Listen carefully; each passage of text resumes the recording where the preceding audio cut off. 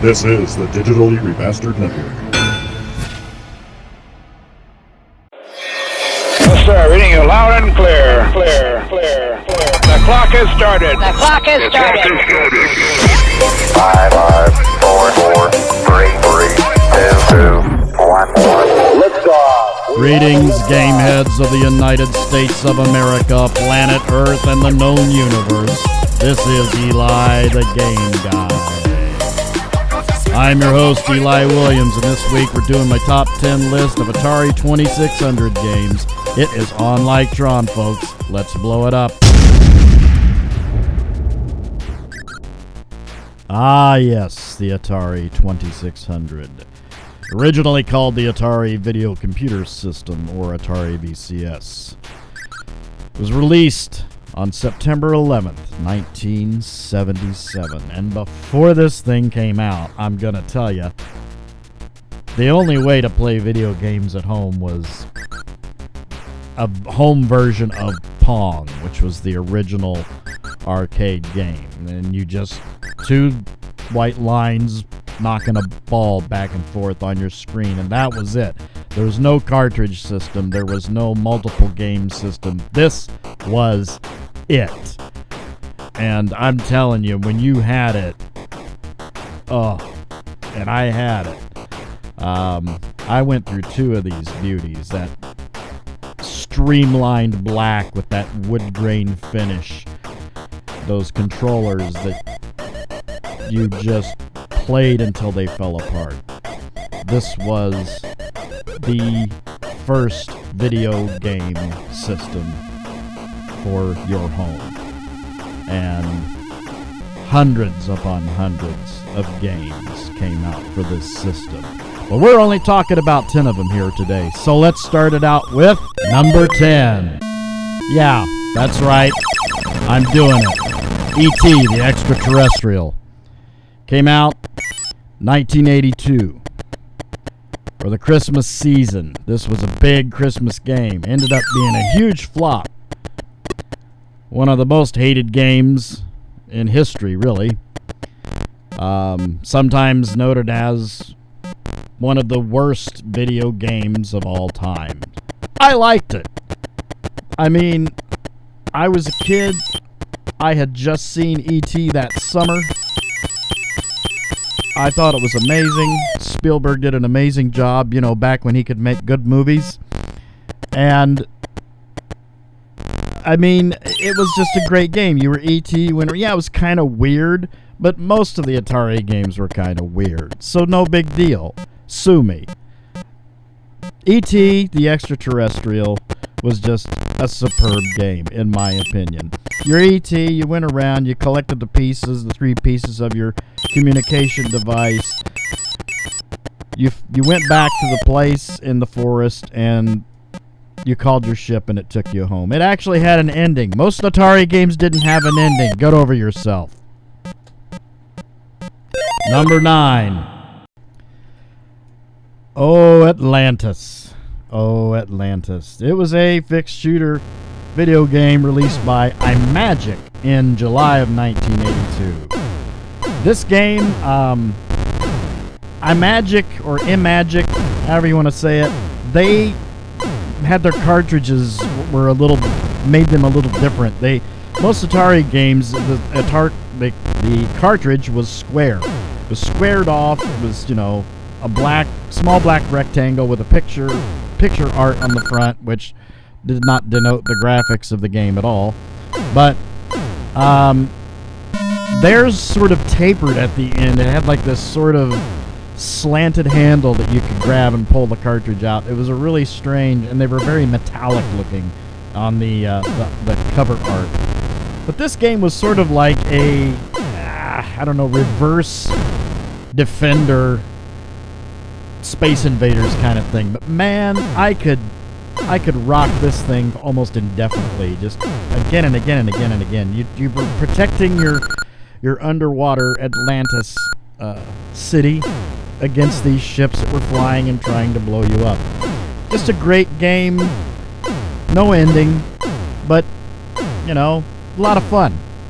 A lot of fun. Number 8. Ah, good old Defender. It was obviously a port from the arcade. It was developed and released by Williams Electronics in 1981. Horizontally scrolling shoot 'em up. Everybody knows what Defender is. This was probably one of the better ports to Atari, unlike Pac-Man, which I waited for.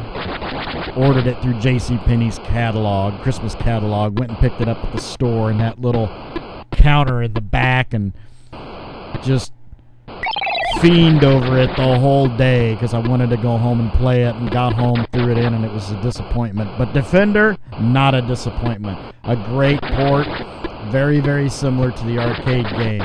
Flying back and forth, shooting spaceships. Had your smart bombs, so you could blow up everything on the screen like that right there. Well, I guess that was a death.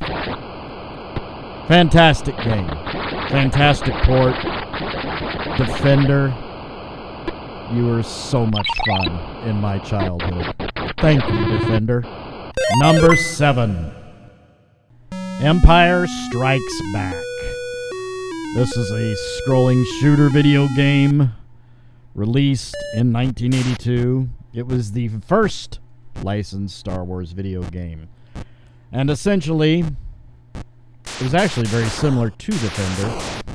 You were playing the Battle of Hoth, and you were a snowspeeder, shooting the Imperial Walkers, the AT-ATs, all-terrain troop transfer, all-terrain assault transport, something like that. The AT-ATs. And you had 2 ways to kill them. You could shoot them. They would change color like that right there. Or occasionally you would see, as you're seeing in a video, their little flashy dot. You hit that and boom, that was right there. You see it, and you hit them and boom, they're done. They're out. The game had no end. You just went on and on forever and ever, and the AT-ATs got faster and faster and faster. And if they approached the end, if you didn't get them fast enough, you could land and recharge. If they got to the end, you lost. And that was it. Real basic, lot of fun. The first licensed Star Wars game. Number 6. And Pitfall. I would probably be drawn and quartered if I didn't mention Pitfall, and rightfully so. It was a game released in 1982, like most of the good games for Atari. You controlled Pitfall Harry and were tasked with collecting all the treasures in a jungle within 20 minutes while avoiding obstacles and hazards. Everybody remembers Pitfall. Pitfall was the first time you could really, well, I don't want to jump ahead of myself, but you were an adventure guy doing stuff in a jungle, and it was a platform game, as you see, jumping around, by Activision. Early Activision game right there. Activision brought a lot of very popular games to Atari, to the 2600 system. As you know, outside of the Atari releases themselves, they were a licensed company to make Atari games. But Pitfall, everybody loves Pitfall. Number 5, Superman for the Atari 2600, action-adventure game, brought out in 1979. It was one of the first single-player games for the system and one of the earliest licensed video games. As far as I know, I think it was the very first movie conversion video game thing. Because up until that point, I don't think there was ever a movie game made. And the popularity of Superman, the Christopher Reeve Superman at the time, was huge. So, rightly so, there was a Superman game. And this was just an amazing game. You flew around, you got the criminals, you flew them to jail like it does right there. You got the pieces of the bridge, you assembled the pieces of the bridge, and that was it. You were done. You start out as Clark Kent, you go into the phone booth, change into Superman, you start flying. Real basic game, a lot of fun. Superman truly soared. Number 4, Raiders of the Lost Ark. It was an action-adventure game created for the Atari 2600 game system, and we were blessed with this game in November of 1982. This was one of the most meticulous Atari games that ever came out. It actually had an ending. You played as Indiana Jones, and you had to decipher clues and eventually get your way to the end where you would find the Lost Ark. And you had to figure this out. There was no internet. There was no game FAQs. There was nothing. You had to figure this thing out. And the only resource you had was the Atari magazine, which I did have a subscription for. And due to that and a family friend who also played this game, I learned how to beat and complete Raiders of the Lost Ark. Incredible Atari game for its time. Way ahead of its time. Number 3, Haunted House. Haunted House was an Atari 2600 video game brought to us in February of 1982. You basically played, as you can see here, as a pair of eyes. You wandered around a haunted house. This was supposed to be a haunted house. You were looking for the chalice. I believe it was the sacred chalice, or the urn, something like that. But you had the light around you, and as long as you had the light around you, there's some things that couldn't hurt you. But there were certain creatures that could turn your light out, and then you had to go recharge your light again. I remember, the ghost. The ghost would pop your light off. Just a great game. It was just so simple and basic, and I was a long anticipated game. I remember when it was coming out, and I was just like, ooh, I gotta have that. Haunted House. It'll scare you silly until you stop playing it, and then you'll want to play it again. Good old Haunted House. Number 2, Yar's Revenge. It was a video game released for the Atari 2600 in 1982. Basically, what you were this little bug ship, and you ate away at the shield, and you got your little charge thing there, you see on the left-hand side of the screen, and you tried to hit that guy right there and blow him to hell. It just kept getting harder and harder and harder. You had your little safety zone that you could get in there in the middle to protect you if he shot at you. But just an amazing, amazing game. I played this thing so much, but not as much as the next one, Yar's Revenge. I wish I still had my system. And the all-time number 1 favorite Atari 2600 game on my list is Adventure. Oh, kids, you don't get any more basic than Adventure. And let me tell you what, this game set the bar on many, many levels. Essentially, it was like a Dungeons & Dragons type game. You were a little dot, the adventurer, and you had to find the different keys to open the different castles, to get the different pieces, and finally get the golden chalice back to the gold castle. There was even a white castle in this game. There were no hamburgers in it, unfortunately, but there was a white castle. There were 3 dragons. There was a gold dragon, a green dragon, and a bronze dragon. There was a bat who would take your stuff. There was a sword. There was a bridge. There was even the first video game Easter egg. If you knew what to do and where to go to get the transmolecular dot, you could see the creator's name of the game Warren Robinette. This game I played so much, and this is no joke, that there was a line through the cartridge sticker art where my finger, it was the only cartridge I had that had a line like that, where my finger would grab the cartridge to pull it out. That game's art was so wore out. It was peeling away from the cartridge. It was one of the first Atari games that ever came out. I loved this game so much. It truly was the best adventure game out there.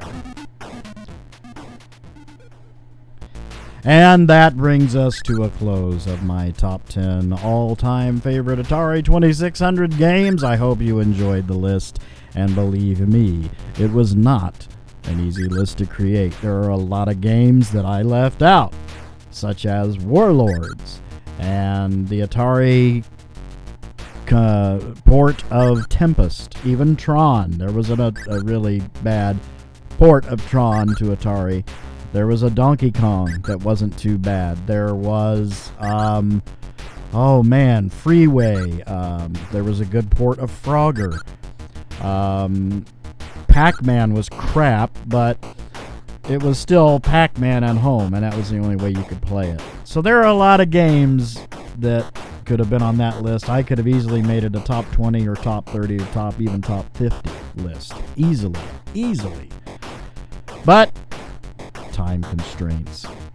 But I thank you guys for hanging out and watching my top 10 list. More top 10 lists to come. We are going to do NES. We are going to do Super NES. We are going to do GameCube. We're going to do Xbox. We're going to do PlayStation 1, PlayStation 2, PlayStation 3. We're going to do them all. Sega Genesis. All of them. Because I played just about all the consoles.